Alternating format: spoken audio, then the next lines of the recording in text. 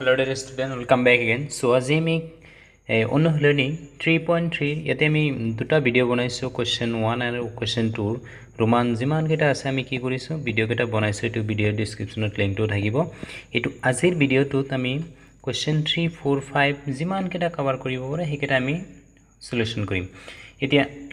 এটো হৈ আছে আমাৰ স্ক্ৰিন ৰেকৰ্ডিং হৈ আছে এটো হিচাপতে লোৱা মই ঘৰত নাই অলপ বাহিৰত আছে সেই কাৰণে এনেকুৱা প্ৰচেছটো হৈছে যেহেতু আমি সিলেবাসটো কমপ্লিট কৰিব লাগিব সেই কাৰণে এইখিনি ৰাস্তা মই লৈছো সো এ আৰু বি ৰ মাহেকীয়া উপাৰ্জনৰ অনুপাত 9:7 এতিয়া ফাৰ্স্ট আমি কি কৰিব লাগিব এ আৰু বি ৰ মাহেকীয়া উপাৰ্জনৰ অনুপাত 9x আৰু 7x লব লাগিব এৰ হল 9x বিৰ হল 7x এটো হল উপাৰ্জন আৰু খৰচৰ অনুপাত like 4y আৰু ইয়াতে হ'ব 3y তো এনেকুৱা হ'ব সো প্ৰতি গৰাকী মাহেকত 1600 টকা সঞ্চয় কৰে প্ৰতি গৰাকী মাহেকীয়া উপাৰ্জন নিৰ্ণয় কৰা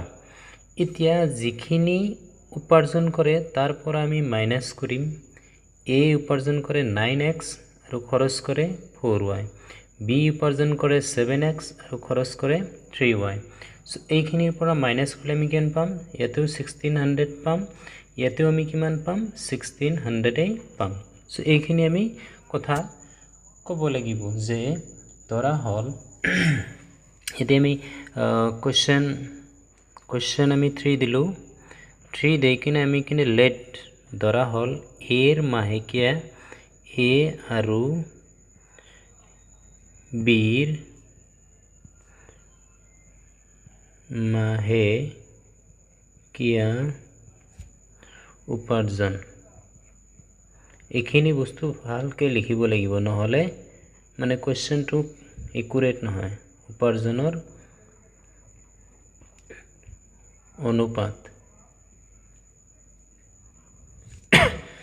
উপাৰ্জন মাহেকীয়া উপাৰ্জনৰ অনুপাতটো নালাগে অনুপাত এটা হ'ব আমাৰ 9x আৰু এটা হ'ব 7x ওকে আৰু a নেক্সট সেম a আৰু b ৰ মাহেকীয়া এতে লিখিম খৰচ এটা হ'ব 4y আৰু এটা হ'ব 3y ওকে সো এইটো আছে এতিয়া নেক্সট এতিয়া আমি কি কৰিম according to question প্ৰশ্ন মতে a যিখিনি উপাৰ্জন কৰে খৰচ কৰে কিমান 4y থাকে কিমান সঞ্চয় 1600 এটো আমি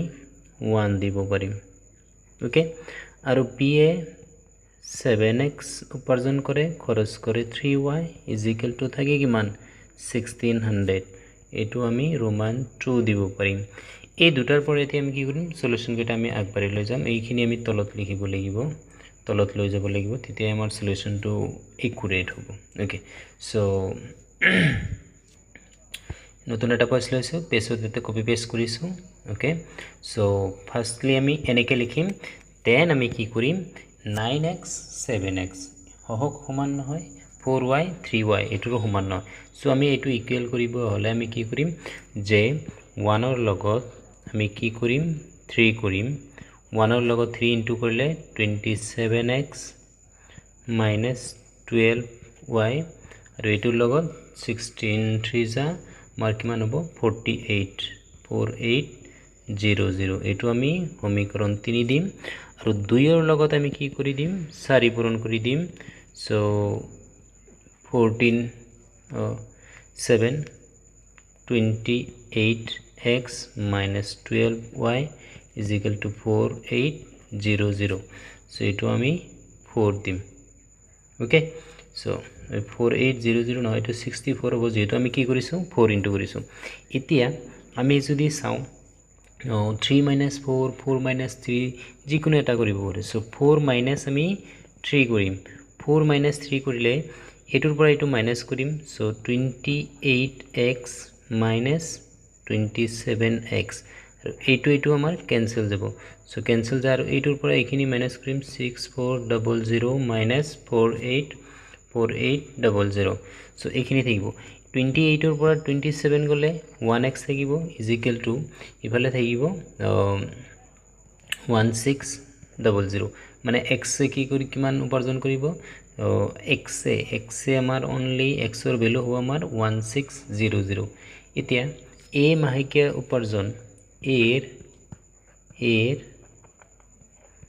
মাহেকীয়া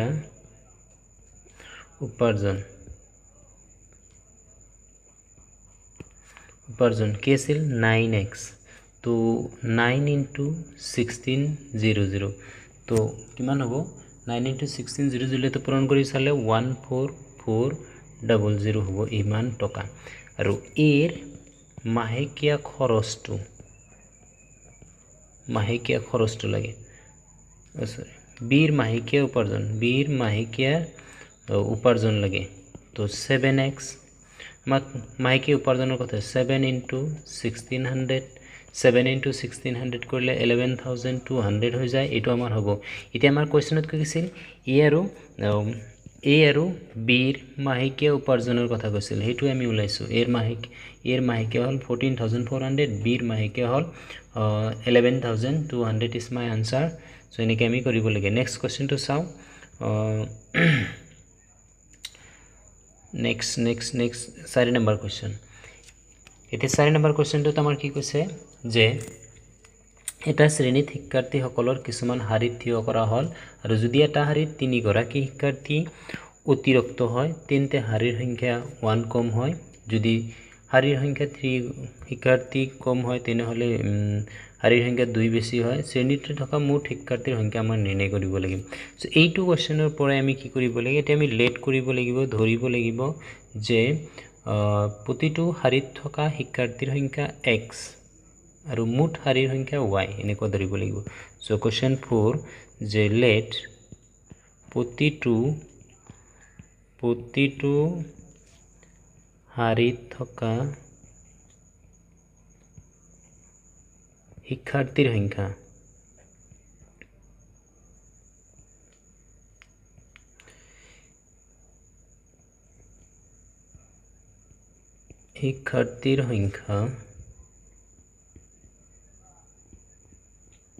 x আৰু শাৰীৰ সংখ্যা শাৰী মানে লাইন শাৰীৰ সংখ্যা y টা ওকে এতিয়া আমি কি কৰিম কোৱেশ্চনটো যি কৈছে একৰ্ডিং টু কোৱেশ্চন প্ৰশ্ন মতে আমি প্ৰথম যদি এটা শাৰীত 3 গৰাকী শিক্ষাৰ্থী অতিৰিক্ত হয় মানে x + 3 আৰু তেন্তে শাৰীৰ সংখ্যা 1 কম হয় y - 1 হ'ব সো মুঠ শিক্ষাৰ্থীৰ সংখ্যা xy মুঠ শিক্ষাৰ্থীৰ সংখ্যা কি x * y এটো হ'ব সো এটো আমি এটা কন্ডিশন আমাৰ হ'ব আৰু এটা কন্ডিশন হ'ব যে যদি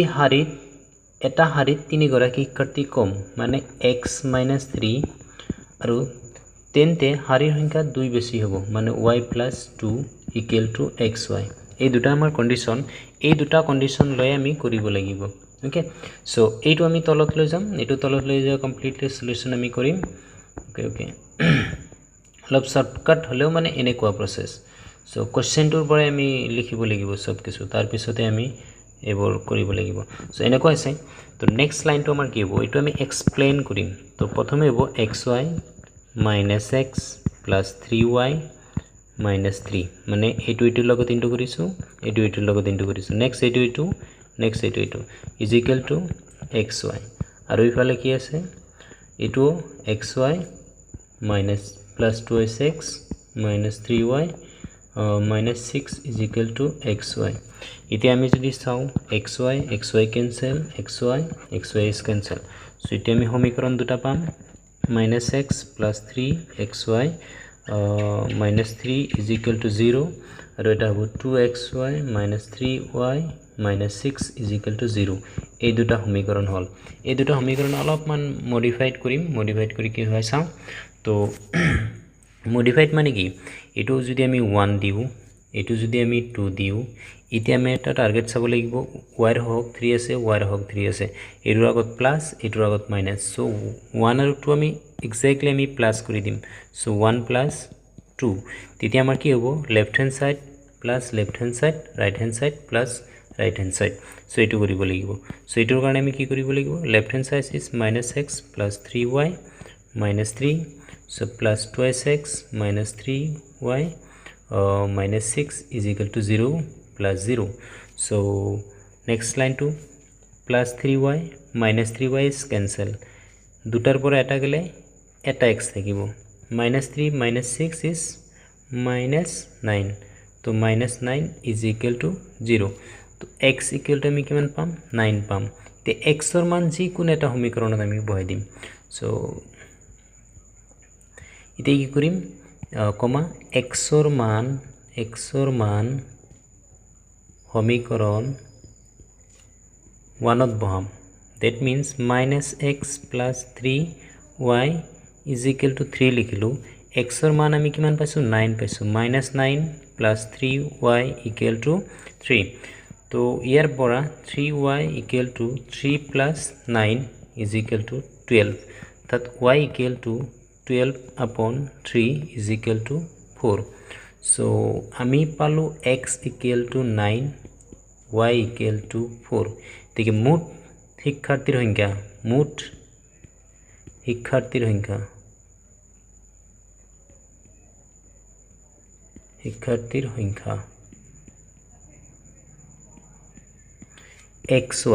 xy হল মুঠ 9 into 4 equal to 36. এটো আমাৰ आंसर. সো মিনিকে আমি কৰিব লাগে এক্স্যাক্টলি. ওকে নেক্সট কোৱেশ্চনটো আমাৰ আছে যে নেক্সট কোৱেশ্চনটো আমাৰ কি আছে চাও. নেক্সট এটো লং কোৱেশ্চন. কোৱেশ্চন নম্বৰ 5 এটো পঢ়িম আৰু কোৱেশ্চনটো আমি বনাম. ওকে সো কোৱেশ্চন নম্বৰ 5 ইয়াতে আমি ধৰিব লাগিব এৰ হাতত থকা আমৰ সংখ্যা. প্ৰথমে আমি ধৰিম যে এ আৰু বিৰ হাতত নিৰ্দিষ্ট সংখ্যক আম আছে. ওকে এৰ হাতত থকা আমৰ সংখ্যা এৰ হাতত থকা আমৰ সংখ্যা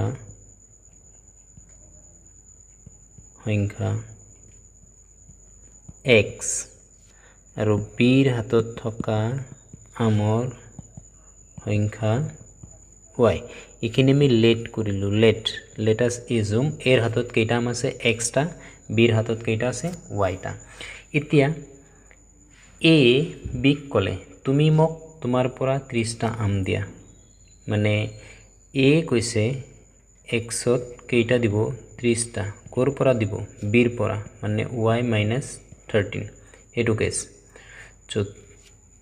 মোৰ হাতত থকা আমৰ সংখ্যা হ'ব তোমাৰ হাতত থকা আমৰ দুগুণ. যেটো বিৰ হাতত আম থাকিব তাৰ দুগুণ হ'ব a. এটো এটা কন্ডিশন. আৰু এন্ড কি কৈছে যে দ্বিতীয় শৰ্ত যদি b এৰ পৰা 10 টা লয়, তার মানে x - 10 লৈছে is equal to তেতিয়া কাক দিব বিগ দিব কেইটা 10 টা. তেতিয়া কিমান গুণ হ'ব বুলি কৈছে 3 গুণ হ'ব বুলি কৈছে. সো এইটো নেক্সট কন্ডিশন. এই দুটা কন্ডিশন লৈ আমি x আৰু y মান উলাব লাগে. x আৰু y মানে হল a আৰু b এৰ হাতত থকা আমৰ সংখ্যা. এইখিনি কথাই আমি লিখিম. ওকে সো অলপমান স্লোলি গৈছো, একো নহয়. এইটো আমাৰ এনেকুৱা আছিল. সো দুটা ইকুৱেশ্যন পাম. ইয়াৰ পৰা প্ৰথমে আমি কি কৰিম দুটা ইকুৱেশ্যন লম. x + 30 is equal to 2y - 60. তো ইয়াৰ পৰা x - 2y is equal to -60 - 30 because 30 ইফালে গলে -30 হৈ যাব. তো নেক্সট লাইনটো হ'ব আমাৰ x - 2y is equal to -90. So এটো আমি 1 দিলো আৰু ইখিনি আমি ক্যালকুলেশন কৰিম. So 3x - 30 is equal to y + 10. তো 3x - y is equal to 10 + 30. So 3x - y equal to 40. So এনেকুৱা দুটা সমীকৰণ আমি পাইছো. ওকে সো এই দুটা সমীকৰণ এতিয়া আমি x ৰ হওক y ৰ হওক চাব লাগিব. এটা চোৱা y ৰ হওক 1 আছে, y ৰ হওক 2 আছে, x ৰ হওক 1 আছে, আৰু এক্সৰ হওক 3 আছে যিকোনো এটা মানে কি কৰিম এই 1ৰ লগত আমি কি কৰিম ইটস লাইক 1 into 3 মাৰি দিম so 3x minus 6y is equal to এতে 90 লগত যদি 3 into কৰো 270 ওকে তো এনেকুৱা হ'ব এনেকুৱা হলে এইটো আমি 3 মাৰিলো এতিয়া 3 minus 2 কৰিম 3 minus 2 মান 3 minus 2 কৰো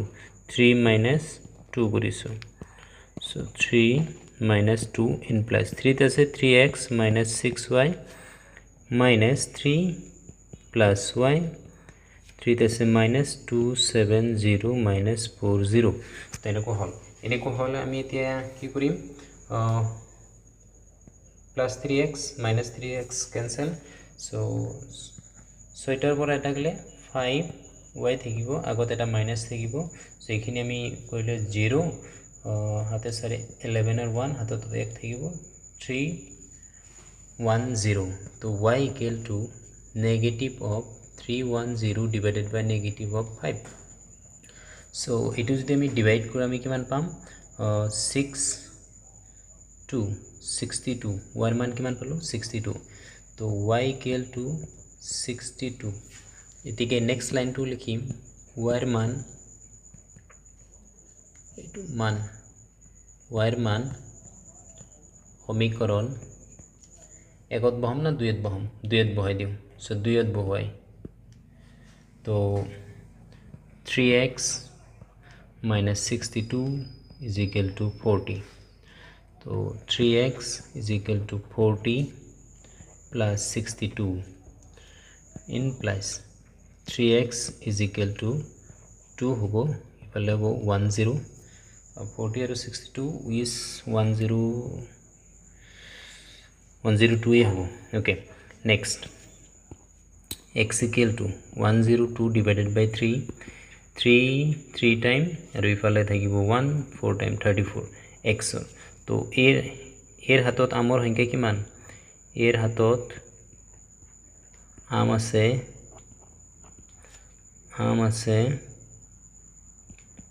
34 বিৰ হাতত আম আছে 62 এইখিনি আমি এনেকে আমি কৰিব লাগে ওকে সো এটো হল এইখিনি আমাৰ লং কোশ্চেন তিনিটা আছিল এতিয়া আমি এমসিকিউ কেটা চাম এমসিকিউৰ পিছত আৰু লং কোশ্চেন আৰু আছে তো এটো আমাৰ 5 হল এতিয়া আমি 6 চাম 6ত কি কৈছে এটো এটা সমীকৰণ আৰু এইটো এটা সমীকৰণ এই সমীকৰণৰ অসীম অংক সমাধান থাকে তেন্তে তলত উল্লেখ কৰা বিকল্পৰ পৰা শুদ্ধ উত্তৰ আমি বাছি ওলাব লাগে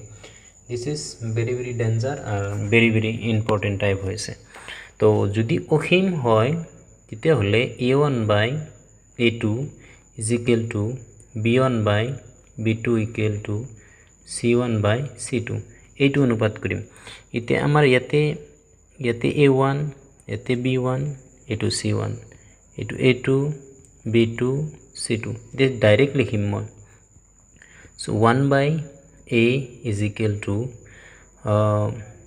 a by 1 is equal to b by 1 এটো হৈ আছে তো ইয়াৰ পৰা যদি আমি সাউ তুলনা যদি কৰো so firstly আমি এই দুটাৰ পৰা a square equal to 1 হৈ আছে so ডাইৰেক্ট মাৰিম a square equal to 1 okay তাৰ পিছত এই দুটাৰ পৰা আমি যদি চাও a2 into a2 আৰু এটা a equal to b হৈ আছে তো প্ৰথম কন্ডিশন হ'ব a equal to plus minus 1 তো a যদি 1 হয় b equal to 1 হ'ব a equal to যদি minus 1 হয় b equal to minus 1 হ'ব so option আমাৰ কেইটা কারেক্ট হৈ আছে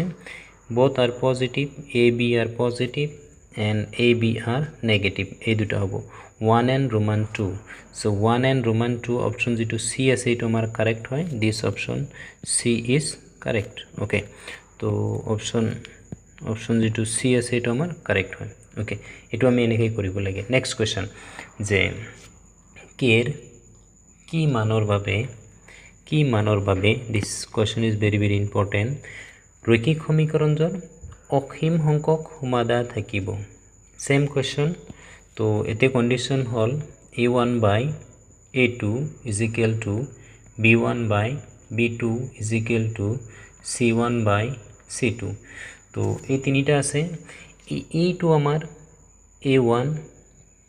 b1 এইটো হল c1 এইটো হল a2 এইটো হল a2 b2 c2 সো এখানে আমি কম্পেয়ার কৰো k by 12 is equal to 3 by k is equal to দুটাৰ আগতে মাইনাস আছে প্লাস লিখলি 3k k minus 3 আৰু এটা k সব এই যিকোনো এটা অনুপাত আমি ইকুয়াল ধৰিম এইটো অনুপাত আমি ইকুয়াল ধৰিছো ওকে সো এইটো অনুপাত ইকুয়াল ধৰিলে k equal to k into k square equal to 36 তাত k equal to আমি কিমান পাম plus minus 6 পালো ওকে তো এতে আমি minus 6 আছে plus 6 আছে এতে যদি minus 6 যদি k এর মান বহাও এতে not defined হ'ব সো এতে not defined নহয় minus 6 যদি এতে বহাও তো minus 6 by 2 okay 6 by 2 minus 6 বলে 9 by 6 তো এতে আমি এটা k এর মান যদি plus 6 বহাও this is correct but এটা minus ওলাইছে k এর মান equal to minus 6 ওলাইছে minus 6 দিছাম minus 6 by 12 3 by minus 6 minus 3 minus k তো ইয়াতে হব 1 by 2 minus ইয়াতেও হব 1 by 2 minus is equal to ইয়াতে minus 9 by minus 6 so it to cancel hobo so this is not equal so for k not equal to ki hobo minus 6 hobo so it hobo nware so ami k equal to kiman pam k equal to 6 it was it ami answer pam option d it was it amar correct hoy so d option is absolutely correct hoy but a is not correct a is amar false hoise a hole সমান্তরাল hobo d hole amar অসীম সংখ্যক সমান্তরাল থাকিব এটুৱে 8 number question 8 number question তোমাৰ কি কৈছে যে দুটা চলকযুক্ত ৰেখিক সমীকৰণৰ সহায়ত এটা সমস্যা সমাধান কৰা ধাপসমূহ তলত উল্লেখ কৰা হৈছে পদত্ব বিকল্পসমূহৰ পৰা শুদ্ধ ক্ৰমটো বাছি উলাব লাগে প্ৰথমে আমাৰ যদি ৰোমান 1 আছে এই ৰোমান 1 টো আমাৰ কি কৈছে চলক ব্যৱহাৰ কৰি অজ্ঞাতবোৰ প্ৰতিনিধিত্ব কৰিব লাগে দিস ইজ ঠিকে আছে ওকে এটো ঠিকে আছে এটো আমি 1 বুলি ধৰিব পাৰিম ফাৰ্স্ট স্টেপটো আমাৰ প্ৰথমেতে আমি xy চলক হিচাপে ধৰি লব লাগে তো তাৰ পিছত এটো হ'ব 1 দেন হ'ব 3 সেকেন্ড হ'ব প্ৰয়োজনীয় সমীকৰণ গঠন কৰিব লাগিব নেক্সট আমাৰ কি হ'ব যেটো প্ৰয়োজনীয় সমীকৰণ হেতু আমি গঠন কৰিম ওকে তাৰ পিছত আমাৰ কি হ'ব সমীকৰণবোৰক সমাধান কৰিম সমীকৰণ গঠন কৰাৰ পিছতে সমাধান কৰিম সো এটো 1 হল এটো 2 এটো আমাৰ 2 হল এটো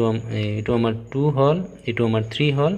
ওকে তাৰ পিছত ফলাফল ব্যাখ্যা কৰিম সো এটো হ'ব 4 সো আমি কি কৰিম 1 2 এটোৰ পিছত এটো ওকে 1 3 2 4 so 1 3 2 4 অপশন যেটো আমাৰ বি আছে এটো আমাৰ বি কাৰেক্ট হয় ওকে এবাৰ কোশ্চেনবোৰ কৰিলে প্ৰথমে আমি চলকবোৰ কি কৰিম প্ৰতিনিধিত্ব কৰিম তাৰ পিছত আমি সমীকৰণ গঠন কৰিম সমীকৰণ গঠন কৰাৰ পিছতে আমি কি কৰিম সমীকৰণবোৰ সমাধান কৰিম তাৰ পিছত আমি ফলাফলটো ব্যাখ্যা কৰিব পাৰিম সো এটো আমাৰ অপশন যেটো বি আছে এটো আমাৰ কাৰেক্ট ওকে নেক্সট আমাৰ কোশ্চেন নম্বৰ 9 10 11 12 এটো অলপমান লং প্ৰসেস হয় এটো নেক্সট ভিডিওত আমি দিম